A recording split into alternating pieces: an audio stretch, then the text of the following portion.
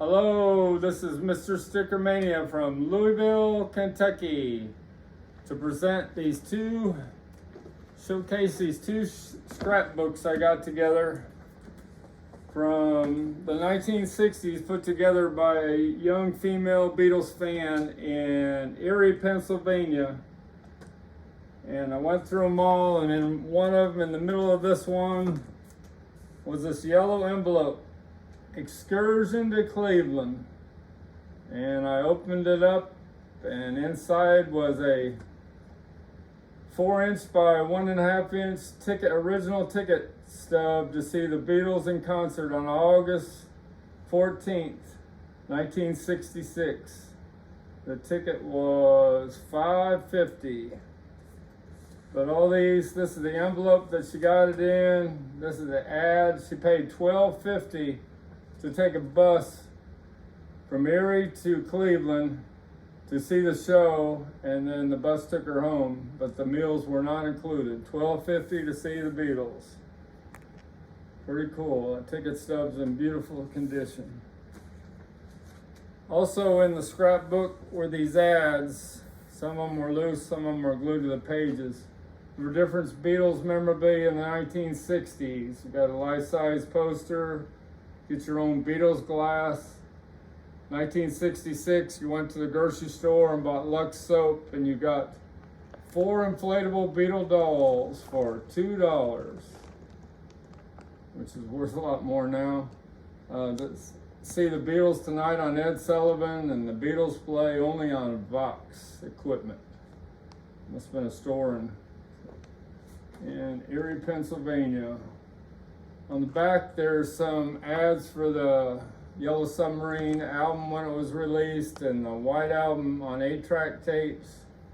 The Corgi Yellow Submarine you sent away, 1968, you got it for $4.50, brand new in the box.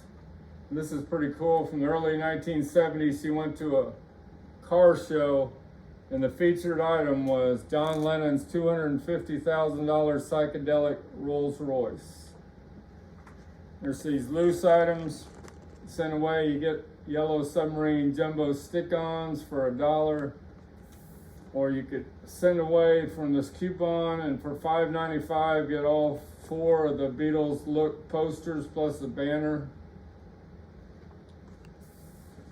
And there was in a school magazine, they advertised shirts that the Beatles would have wore, and another Vox ad in 1970 advertising the Hey Jude album, and you could buy other Beatle albums from $2.89 to $4.37. Why, quantities last. That's main things I pulled out of the scrapbook. There was also these loose from the Erie Time News magazine from 1964 and 1969 from Erie, Pennsylvania newspaper, but they're in real nice shape. But Ringo's on the cover here, and the 4 Beatles are here right before they broke up. Also, my new arrivals, I have another Second State butcher cover that I'm going to peel here in a couple days. You take a close-up right here, you can see Ringo's V-neck peeking through. Also on the butcher covers, the originals that have the butcher cover underneath are trimmed 3/16 of an inch by the factory, so they could tell an inventory which ones had the butcher cover underneath it and which ones didn't. So that should come out really good because it's in nice shape. Also got this rare Ed Rudy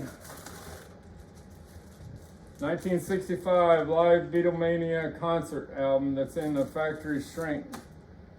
Beautiful shape with an unplayed record. This came from the Ed Rudy estate when he passed away. There must have been a whole box of them. This is one of them. Got some picture sleeves in today.